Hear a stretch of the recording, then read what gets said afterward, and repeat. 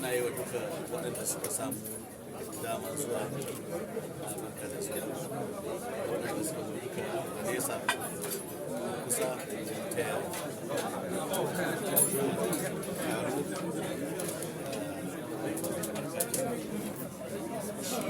taro irin wannan musamman wannan da aka yi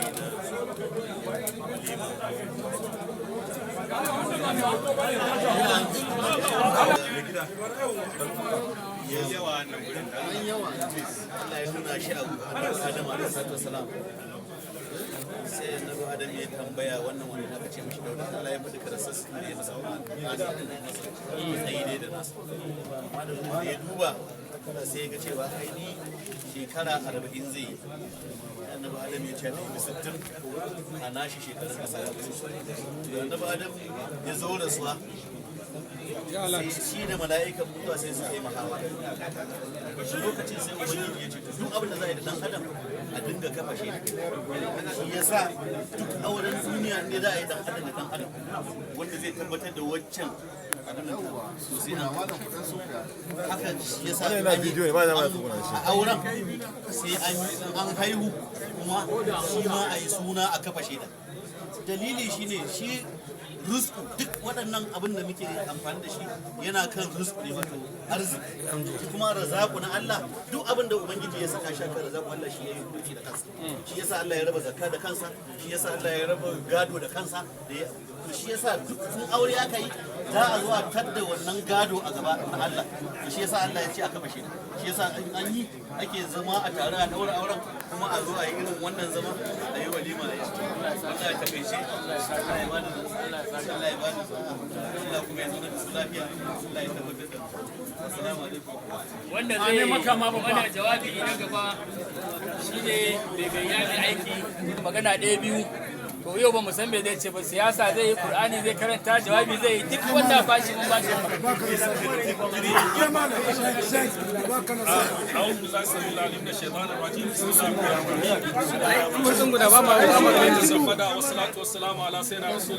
Assalamu alaikum wa rahmatullahi wa barakatuh. Babban bakonmu ciyaman na Algon da uban gayya ciyaman na garman hukumar ta arewa shugaban jam'iyya ta apc jagora ba babban ya alhaji bashir musan sati da sauran manya-manyan mutane da tsohon mai ba ma gwamna shawara akan harkokin addini babban ya na honorable sani hudi da shugaban kungiya na garman hukuma ta izalatu jama'a za su yawa ga sunna da kuma babban makaman jos da sauran manya-manyan baki da aboki na amini na Sheikh Isa Ibrahim Bawa mai shinkafa. So kaman zan ɗora akan abin da shi babban ya ce Mr. Chairman yau rana ce ta farin ciki kuma rana ce ta da zuciya take tabuwa saboda abubuwa guda biyu. Abin da ya sa na ce rana ce ta farin ciki yau ka samu wata daraja da wata ɗaukaka a wajen Allah ta bakin manzan Allah sallallahu alaihi wasallam.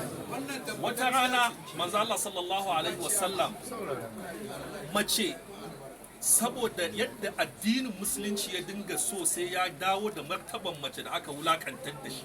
Mun sani da mace aka haife ta ma tona rami ake a binne ta ko kuma ana gaya ma mutum an haifan masa ya mace Allah ya ce sai ka ga fuskarsa muswaddan wa huwa kadhi fuskar ta yi baki ta yi muni sai fara tunani a yusiku ala hunin am yadussu zura shin zan kashe ta ne ko zan tona rami ma na binne ta so haka manzo Allah ya dinga kokari sai da aka dama da mata martaban su da mata an mutu ba a ba su gado manzo Allah sallallahu alaihi wasallam ya zo ya ce in mace ta mutu tana da kaza tana da kaza in mace da ta mutu gadanta ake yi so wani abu da zai baka mamaki darajar bata tsaya a wannan ba mace ce za ka haife ta guda ɗaya kawai ta zama sanadiyyar shiganka aljanna domin wani mutum wata mata ta zo ta samu manzo Allah sallallahu alaihi wasallam da ita da mijinta suka tambayi manzo Allah ya rasulullah annabi yana musu wa'azi sai yake cewa duk wanda Allah ya ba sa ƴaƴa guda 3 mata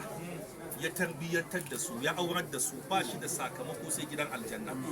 Wata mata tana gefe ta ce ya Rasulullah ko da 2 ne ya ce ya Rasulullah wata ta ce ko da 1 ne annabi ya ce so kaga yau ka samu wannan daraja da wannan martaba yau rana ce da ya kamata ka gode ma Allah domin duk mutumin da ya tarbiyyantar da ya mace ya aurar da ita ba karamin aiki bane musamman ma a wannan zamanin namu.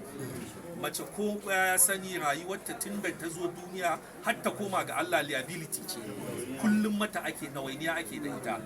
Abu na biyu na kalli wani ina ji kwanaki abin ya ta yawo a social media wani mutumin kasan Asia zai aurar da yarsa, bayan ya aurar da ita sai kama mijin yana kuka ya haɗa hannunsa ya ce ga ta nan ba ni da abin da ya fita, kuma kowa ya san ƴaƴa mata yadda suke da shiga rai. Wallahi ni zan in ne tafiya na je gidana in zan ga yara na guda 2 maza so nawa in dai ban ga wannan macen ba na samun nutsuwa sai na ganta. ƴaƴa mata suna da shiga rai kuma suna da tausayi. Yake gaya ma wannan mijin yake cewa tana da tsada a wajena, tsadanta ya fi diamond. Ya ce duk lokacin da ka ji ka gaji da ita kakka wulakanta min ita, kakka zage ta, da Allah ka dawo min da ita. So da haka yau rana ce ta jimami, muna gani da yawa daga cikin iyaye ma wani in zai rabu da ƴaƴan nasa ma kuka yake yi. So na yi imani ko da baka yi ta zuci ba yanzu dai kana ganin jama'a lokacin da ka san za ta fita yau za ta bar gidan nan za ta koma wani gida a matsayin shine gidansu, za ta haɗu da wasu iyaye su ne iyayenta dangi da sauransu, so dole sai su zuciyarka ta su. So amma sai ka tuna da wannan lada da albarka da ubangiji yake ba ma wanda ya tarbiyyantar da 'ya'yansa. Abu na ƙarshe yau gashi abin sha'awa, kowa da kowa yana nan, da musulmanmu da wanda ba musulmanmu ba, da 'yan jam'iyyar APC da 'yan APC PRP da NPRP da NPDP, kowa yana matsana ga chairman Mr. Chairman, da wannan nake taya ka munna. Leadership by example yana da kyau. Yadda Allah ya halice mun nan kowane abu akwai limit. Idan lokacin ya zo wallahi dole inda zaka je ka sayin wannan ko ka sai Hancock ka ga an sa za ta yi expiring rana kaza, wallahi tunda muka zo duniya Allah ya shirya mu kowa ranar da zai zama expired. Daga ka yadda da wannan ka huta, daga ka ki yadda a ranar ka buɗe ma kanka kofar wahala da talauci da wulakanci da kaskanci da rashin kwanciyar hankali. Da haka Allah muna roƙonka duk ajalin da ka iban mana na rayuwa, in arziki ne, in menene, in lafiya ne, Allah ka sa mu iya yadda wannan daga wajen ka ne. Ku yi haƙuri, me bayaniyan ne maganar siyasa ba, amma zan yi tunda ya ce wataƙila zan yi maganar siyasa. Ina gode ma Allah ga babban yayanmu lokacin da Allah ya ji kan marigayi Alhaji Haruna Mai Tala, lokacin da Allah ya ɗauki rayuwarsa mu 11 muka fito muna neman kujerar nan ta House of Reps. A cikin waɗanda ba su nuna active abin nan na nema ba, wallahi tallahi ni ne number 1. Ban yi performing ba, ban nuna interest sosai ba, amma daga ƙarshe Allah wasu ma ba su yi zaɓen ba ya ɗauke su. Allah ya ji kan Alhaji Ɗanladi Fasali. Kowa san Alhaji Ɗanladi Fasali active member ne na APC, active member ne na wannan society da community. Inda an yi maganar Jos basa sai ka same shi a wajen. Allah ya ɗauke shi. Alhaji Babangida Mai Hula an yi zaben, Allah ya ɗauki rayuwarsa. Da yawa daga cikin mu ga yadda ta kasance, babban ya malai da su kina kan da yau ba shi da lafiya. So kowa da yadda Allah ya shirya masa rayuwar. So da haka da Allah nake roƙon mu cire wannan ciwon nan na munafurci a zuciyar.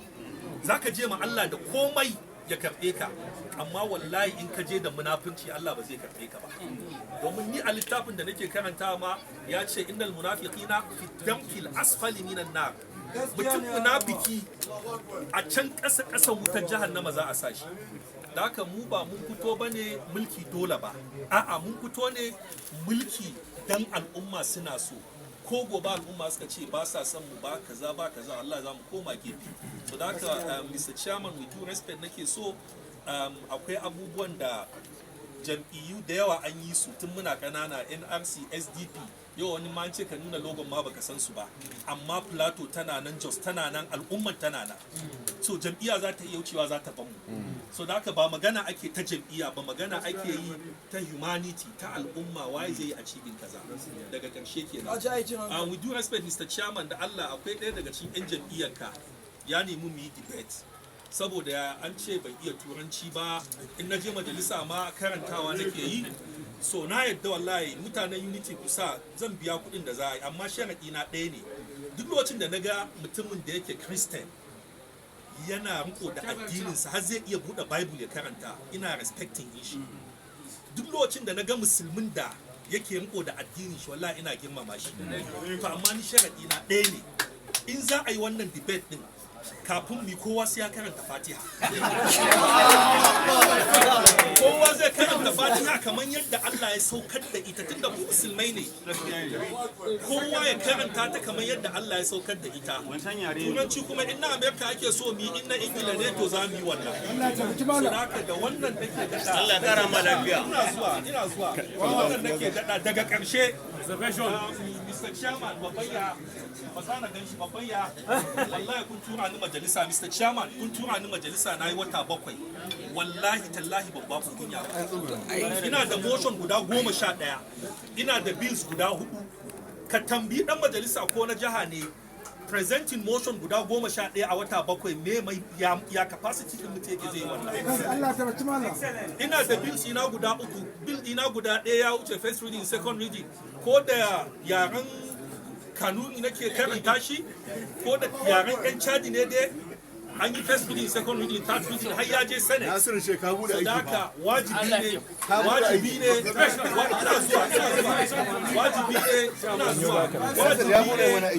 wajibi ne na gaya muku ni achievement din da na kawo muku a wata 7. Mr. Chairman, na imani da Allah ko gangare ka je zaka ga abin da na kawo don ci gaban wannan anguwa. Alhaji Bashiru Musa Sati ya tashi.